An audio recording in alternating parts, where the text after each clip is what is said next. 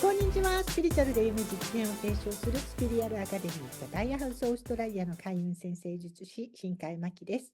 今日は、6月の23日というこのピンポイントでこの日に起こるエグザクトのアスペクトについてのお話をちょっとしたいと思います。で、実はですね、私は毎日ノート、アメブロを書いておりまして、そこで毎日その日に起こるアスペクトの、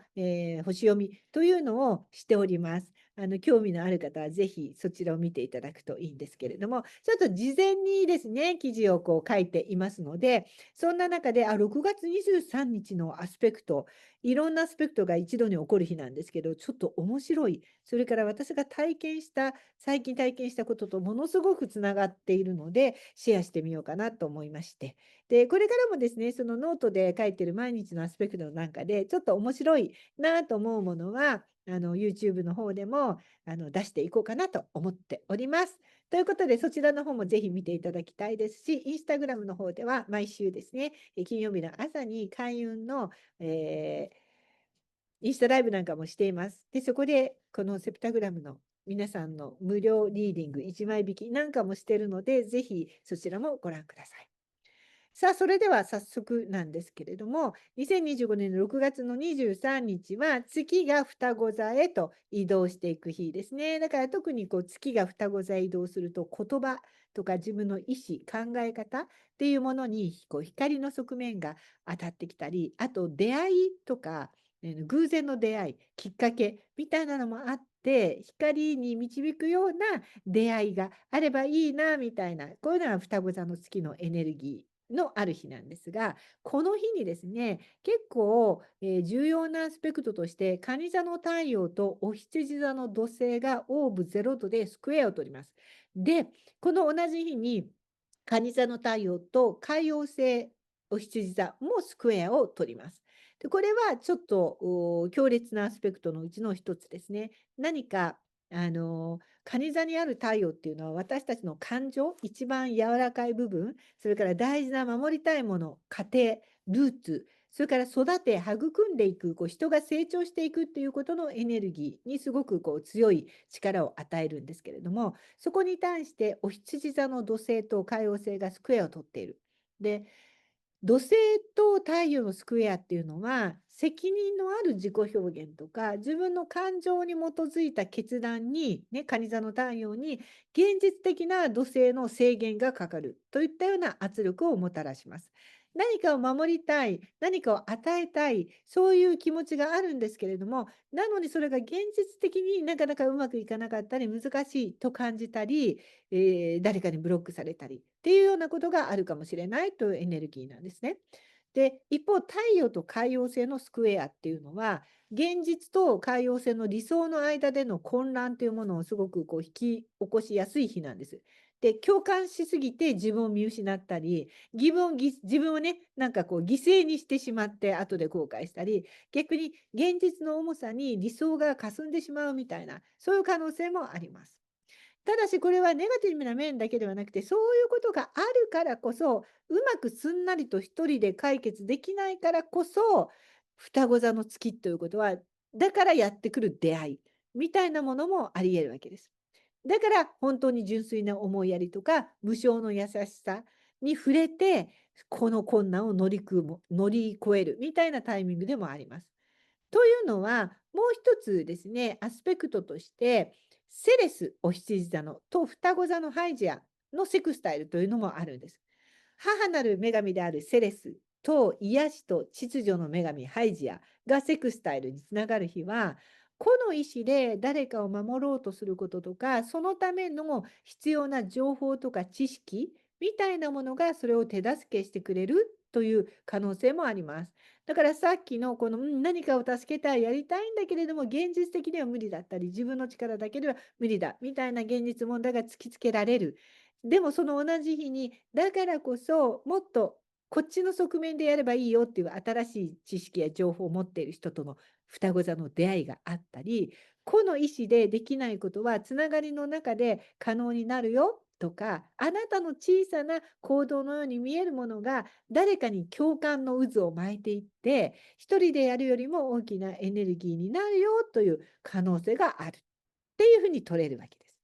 で、しかもですね、もう一個この日に、牡牛座の金星とさそり座のジュノのオポジションというのがあります。これは与えることと受け取ることのエネルギーに関係しています。ジュノは特に契約っていうエネルギーもあるんですけど、牡牛座の金星っていうのは愛と豊かさですね。で、ジュノは何か契約みたいな、さっきも言ったようなエネルギーの昭和規制なんですけど、このオポジションのアスペクトは何か物質的な牡牛座の金星的な自分の所有にまつわるエネルギーがどこかで見えないさそり座のジュノの権利ですね。何かそれを分かち合うべき、見えていないけれども分かち合うべき、人みたいな、あるいは相手みたいな存在みたいなものとの間をつなげてくるというエネルギーになります。だからあなたの持っているその豊かさのもの、それを見えていないところに素敵なエネルギーとして届けていくっていうこともできるんじゃないの、そんなエネルギーになるんです。で、ちょうどこの星読みをしていたその日にですね、23日より前なんですよ、読んでたのは。でも、その本当に今これ、今20日に上げているわけですけれども、これが昨日起こったことなので、十分このアスペクトが近づいている時に、ある出来事があったんです。で、ちょうどこの出来事が今言った天体のアスペクトなんだなと思ったんで、ちょっとシェアしてみたくなったんですけれども、実は、私はここでガイハウスというオーストラリアのシドニーにある、クリスタルショップなんですけれども、これもいろいろなところで話してますけど、今度移転するという、ことになっていまして、その中でせっかくなので、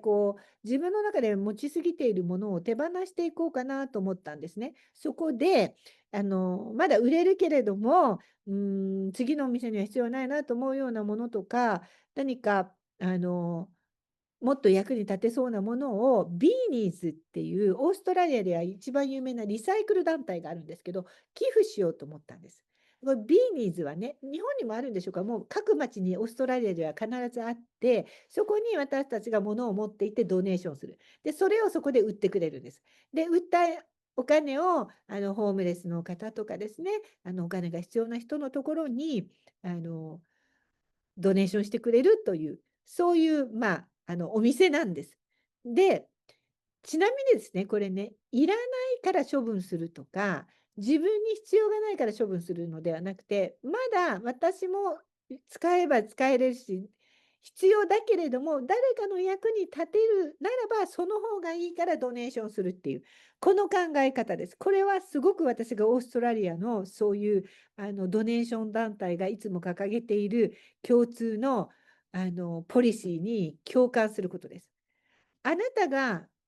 いらないものだったら、ホームレスの人だっていらないよってちゃんと書いてあるんですよ。なので、必ずビーニーズ行ったことある人はご存知なんですけど、看板のところに Bring your best, Bring your best っ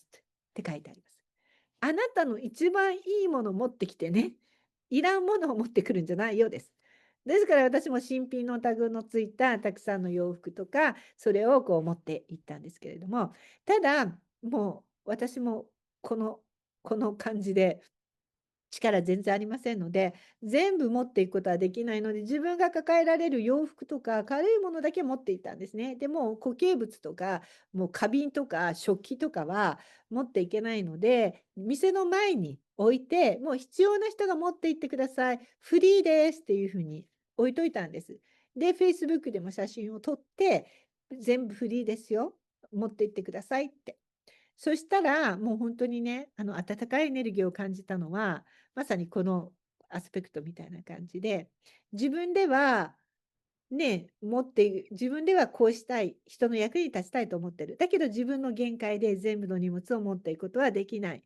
ですから、自分のできることをしようという気づきのこのアスペクトなんですけど、そうするとやっぱり勝手に持っていっていただいていいんですけど、持っていった人たちから Facebook でメッセージが始めまして、知らない相手ですけれども、あなたがフリーで外に出していてくれた、ね、チャイルドシートがちょうどうちの赤ちゃんに必要だったので無料でいただきました。本当にありがとうみたいなメッセージがね、ちゃんと届く。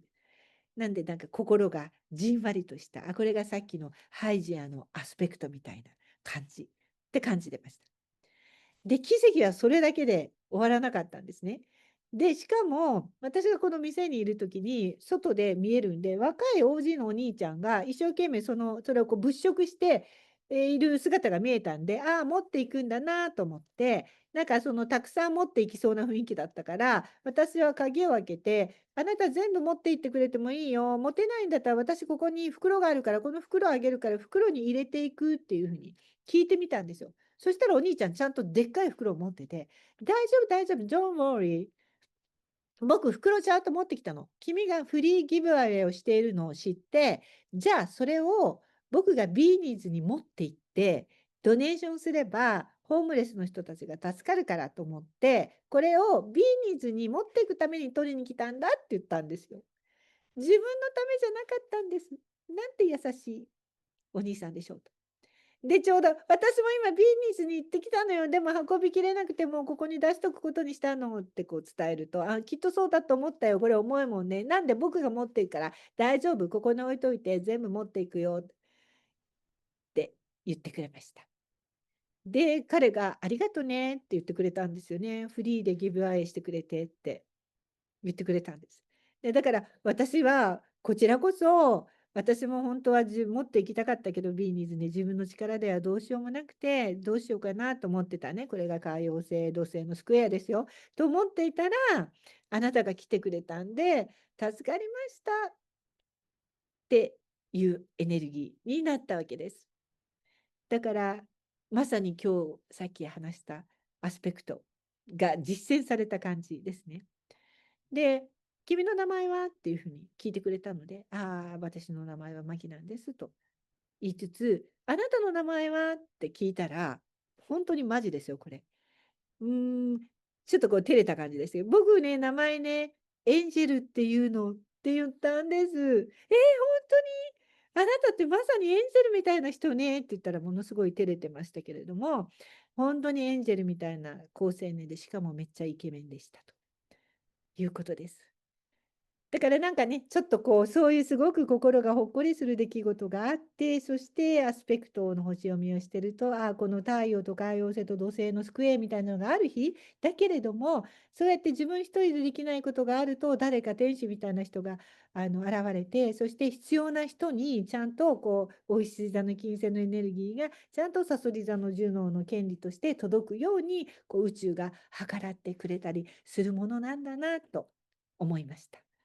ということで、こういうね、大きなね、毎月のアスペクト読みも楽しいんですけど、毎日の星読みっていうのが結構楽しい。毎日の星読みって、毎日その日にちゃんと出来事が起こるから、確認ができたりするんです。ですので、まあ、これからもちょこちょこね、出していこうかなと思ってるんですけれども、ノートの方にも上げてるので、ぜひチェックしてみてください。ということで、素敵な一日をお過ごしください。